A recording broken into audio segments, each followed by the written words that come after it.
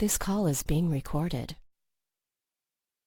Hello, everyone. Welcome again to another edition of the Cooking Without Looking TV show podcast. I'm Renee Rentmeester, and I'm here today with Ted Goodenough. Ted, how are you this morning? I am spiffy today. I like that you brought that word back. It's one of my favorite words, too. Mine Spiffy. too. Yep. And it's fun to say. It is. And it's fun to hear, too. It is. Well, Ted, tell us about yourself. Were you born blind? Did you become blind? Let us know. I was not born blind. I have a congenital disease called retinitis pigmentosa, which, as I look back at my life, I can tell that it started probably when I was about 7. We had taken a trip as a family in the 60s when you drove around in the station wagon. We went to Carlsbad Caverns in New Mexico, and we were down in the cavern, and people are going, ooh, ah, wonderful, oh my gosh. And I'm going, what are you talking about? And I really couldn't see any of the things that they were talking about. So then we stayed long enough to see the bats, tens of thousands of bats that fly out at dusk. And I could hear them, but I couldn't see the stream. And everyone's going, it's right over there. And I'm going, oh, okay, over there. And so it started then. At 14, they said, you're legally blind. At 16, they said, you'll never drive a car. I said, oh, wait, no, there's dating to be done. Driving a car is important with respect to dating. And they said, yeah. So, but most recently in my chapters, in 2016, I lost a lot of the acuity that I had, and I could no longer keep my job. I wasn't being productive. So, forcibly retired. My wife said, can we move to Florida? I said, sure. We were living in Massachusetts. And I got down here and I was listening to the radio, and the on-air personality said, hey, let's talk about bucket lists. It was early in 2017. And I eventually called and said, yeah, I have a bucket list. I want to learn Braille. I want to advocate for guide dogs. I have one. She's a boxer. She's apparently very cute. And I want to see Tom Brady play before I lose the rest of my sight. Well, I did 2 out of 3. I have not seen Tom Brady play, and I've pretty much lost the rest of my sight. So that one's not going to happen. Wow. Well, after I said that, I had to figure out how I was going to learn Braille and advocate for guide dogs. So I contacted the Division of Blind Services. They hooked me up with the Lighthouse for the Blind in Magnolia Park, and I learned Braille. I learned some other computer skills that allow me to operate a computer without using a mouse, because I can't see the pointer anyway. And then they asked me at one point to speak at a white cane awareness open house, and I said, oh, sure, why not? I'll do that. And at the end of my little spiel of how they helped me, I said, so if you're looking for a semi-good-looking guy with a mad wheelhouse of skills, I'm networking. And Debbie Majors, the ADA coordinator for Boynton Beach, came up to me afterwards and said, are you really networking? And I said, yes. And now I am her assistant at the city of Beach. So that's this chapter. That's a great story. And I've met a lot of people like you who just because they're blind, they don't let it hold it back. And you stood out and you said, yeah, I'm networking. It's funny that she should have even had to ask you if you're networking. No, I'm just enjoying the appetizers, you know? Yeah, I'm just having a meal here for speaking. But no, it was great. It was really good. She worked hard to get me into the city, and really the city is not we. She's called the ADA coordinator, but I have to say our team is more about inclusion. We want everybody to feel welcome in Boynton Beach, and we're doing a good job at it.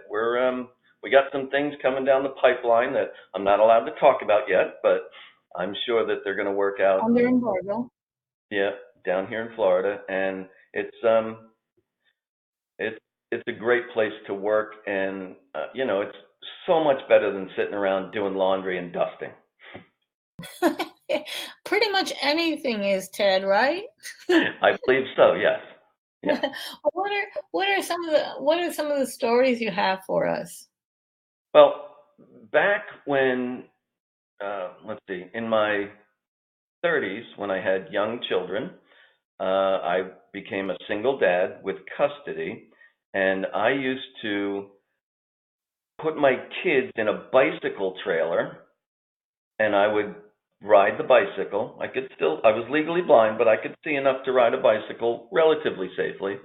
And I would pack the laundry into the trailer with them, and we would go to the laundromat, put the laundry into the washer, run to the grocery store next door, buy or put most of our groceries in a cart, go back, change the laundry over to the dryer, go finish our shopping, and then put everything back into the trailer and with the two kids and ride home. That was one of my, yeah, I did that for about 4 years. Well, my kids were growing up, then they got too big, I couldn't pull them anymore. So let's see, other things. Yeah, I guess, there's so many different things that happen. When I came down here, I had no idea how to get around. So I had to learn that. And a guide dog is great, but you have to know where you're going as a person, because the dog can't figure it out. They don't read minds. They're illiterate. But so you have to know. So I had to explore. I think some of my adventures down on Rosemary Square and Clematis Street in West Palm Beach.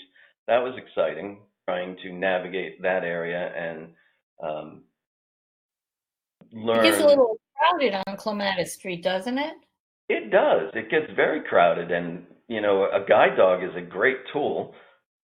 She kept me out of a lot of trouble, I'm sure.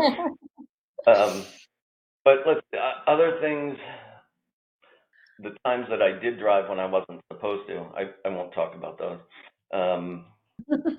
There are a lot of stories. A lot of people do that. They drive when they're not supposed to, and basically, you said something earlier before we got on here, something about, well, you just want to fit in.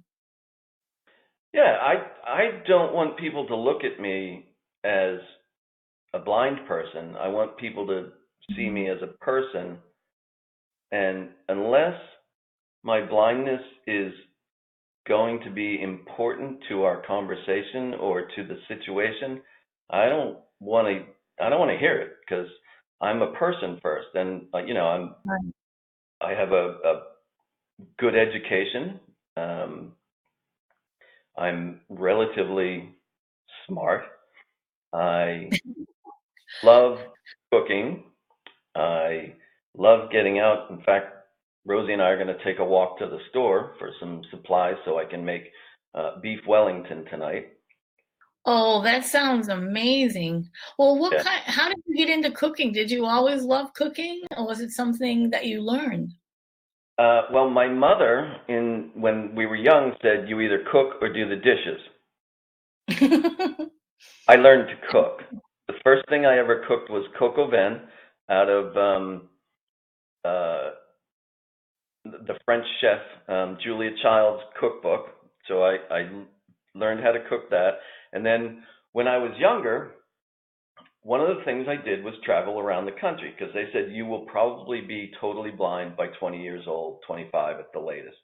And I said, oh, that's not fair. There's so many things to see. So I traveled by bus around the country, went to 40 states, well over 100 state and national parks. And one of the things I had to do was stop and replenish my money. So I got a job in a Waffle House because I was amazed that the person doing the cooking could flip an egg without a spatula. So I was watching him, and I came back a few times, and I'm watching him, and he said, are you bored? And I said, no, I'm just amazed. He said, you want to learn how to do it? I said, sure. So he gave me a job for the night shift, 11 to 7. That was where I first started cooking, Waffle House. Then a couple years later, I got a job in, was a department store restaurant, Jocelyn's High Country Inn in Aurora, Colorado. Doesn't exist anymore. But I went in bold and brazen and said, yeah, I want this job. And they said, this is how much we're going to pay you.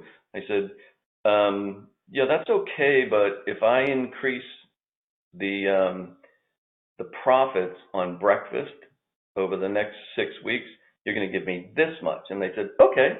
And I did. So I learned that I have a passion for cooking and breakfast. And then one day I was looking in the newspaper and I saw this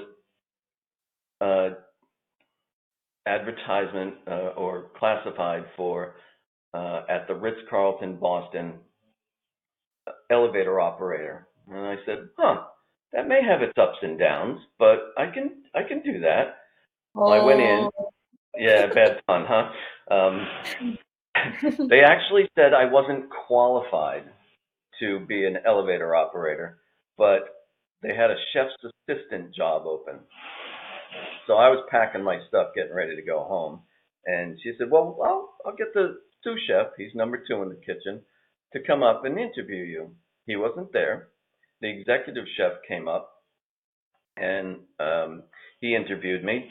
And again, I'm packing my stuff. I'm ready to go. I'm not qualified to be a chef at the Ritz-Carlton. So he's reading my resume, look up, look down, look up, look down. At the very bottom, it said that I worked for the King Brothers and Cole Combined Circus. And he said, you worked for King Brothers and Cole Combined Circus? I said, yes, I did. Shuffling my papers again, he said, me too. And he hired me.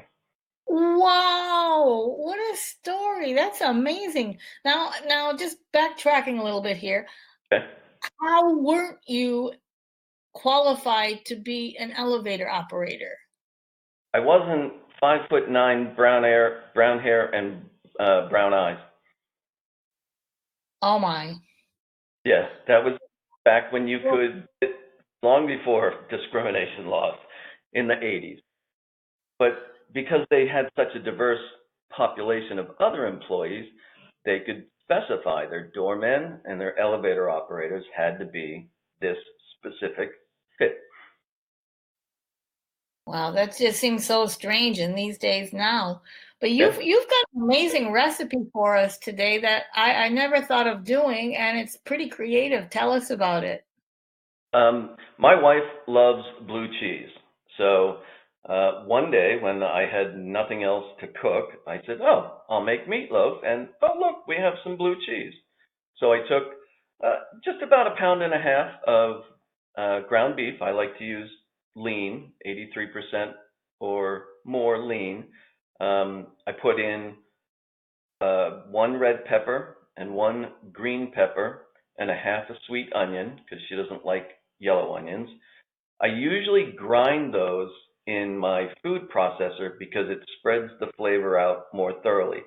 Some people may want to chop it because it gives you that little bit of crunch. About 3 to 4 cloves of garlic, which I also put in the food processor. 2 large eggs, about 3/4 of a cup of breadcrumbs, and 4 to 5 ounces of blue cheese. Scramble the eggs first, add in the chopped or food processed vegetables, mix, then mix in the ground beef,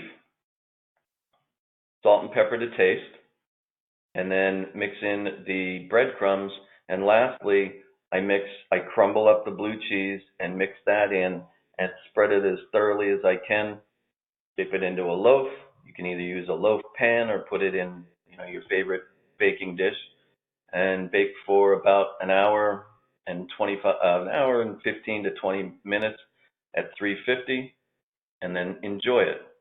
I generally pair it with steamed broccoli and mashed red potatoes. Oh, that just sounds amazing. I would have never thought to put blue cheese in a meatloaf, but I can just taste it as you're explaining it. It sounds just truly amazing. Yeah, when I found out I was going to do this, I asked some of my friends that I cook for often, what should I put? And they all went meatloaf. Do your blue cheese meatloaf. It really is phenomenal. Wow, that's great. Well, what kind of message do you want to leave us with today? I think that just no matter what, never give up. Always keep going, pushing forward, learn something new every day if you can. And if you do meet up with a blind person, if you want to, you can ask them if they'd like help. If they say no, just take it as, no, we're independent and very strong people. Well, that's great advice. I know sometimes people will just grab a blind person and not just frighten the heck right out of them because they don't notice that there's this person coming after them to try and help, and then the other person who was trying to help somehow just they take offense. But as you say, you shouldn't take offense. We're all individuals. We're all independent. That's right. We're all people first. That's right. People first. Well, thank you, Ted Goodenough. It was a pleasure speaking with you. Do you have a website or anything you'd like to leave with us so people can contact you?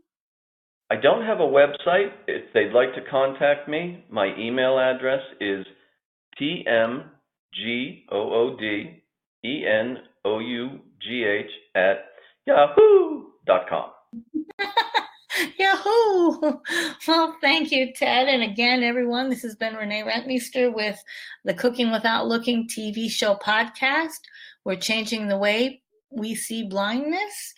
And if you'd like to contact us, we're at www.cookingwithoutlookingtv.wordpress.com. Have a great day, Ted. Thanks, Renee. You too. And I hope we get to speak again.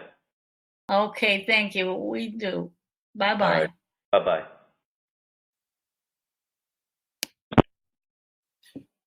Bye-bye.